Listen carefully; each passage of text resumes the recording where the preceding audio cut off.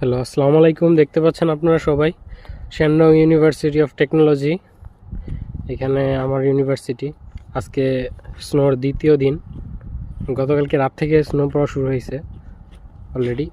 সূর্য দেখেন কেবল এখন বাজে হচ্ছে 1:21। 1:21-এ যে দেখেন সূর্য দেখা যাচ্ছে, মেঘ ফুঁড়ে সূর্য কেবল তার কিরণ মেলে দিয়েছে।